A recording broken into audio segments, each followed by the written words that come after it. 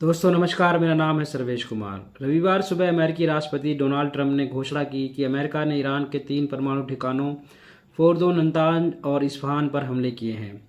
Trump ने लिखा कि फोर्दो पर बमों की एक पूरी खेप गिराई गई है और सभी विमान सुरक्षित अमेरिका वापस लौट रहे हैं।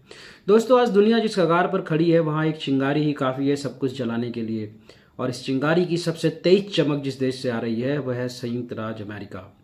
ईरान पर हालिया हमला हो या रूस यूक्रेन युद्ध में अप्रत्यक्ष हस्तक्षेप या फिर चीन के खिलाफ सामरिक घेराबंदी, अमेरिका हर जगह या तो बम के साथ मौजूद है या बयान के साथ। ऐसा लगता है कि तीसरे विश्व युद्ध की स्क्रिप्ट वाशिंगटन डीसी के किसी एयर कंडीशन थिंक टैंक में तैयार हो रही है और बाकी दुनिया बस दर्शक बनी हुई है। अमेरिका खुद को विश्व शांति का रक्षक कहता है, लेकिन पिछले 50 वर्षों में जहां भी अशांति फैली है वहाँ अमेरिका का कोई ना कोई इंटरवेंशन जरूर रहा है। चाहे वो अफगानिस्तान हो, इराक हो, सीरिया हो, लीबिया हो या फिर अब ईरान। हर बार कहानी वही, हमें वहाँ लोकतंत्र लाना था। पर सच्चाई ये है कि जहाँ जहाँ अमेरिका गया वहाँ वहाँ तेल बहा, खून बहा और लोकतंत्र वहीं का वहीं रह गया। आज की वैश्विक राजनीति एक नए कोल्ड वॉर में प्रवेश कर चुकी है। अमेरिका बनाम रूस यूक्रेन युद्ध के जरिए, अमेरिका बनाम चीन ताइवान व्यापार और इंडो पैसिफिक के जरिए, अमेरिका बनाम ईरान परमाणु कार्यक्रम और क्षेत्रीय प्रभुत्व के जरिए। हर मोर्चे पर अमेरिका उकसा रहा है, चेतावनी दे रहा है और हथियार जमा कर रहा है।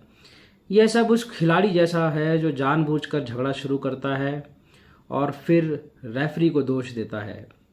दोस्तों, विश्व युद्ध किताबों में पढ़ी गई कोई दूर की चीज़ नहीं रह गई है। दुनिया के पास अब 13,000 से ज़्यादा परमाणु हथियार हैं, एआई ड्रोन और रोबोटिक सेना है, साइबर अटैक की असीम क्षमताएं हैं।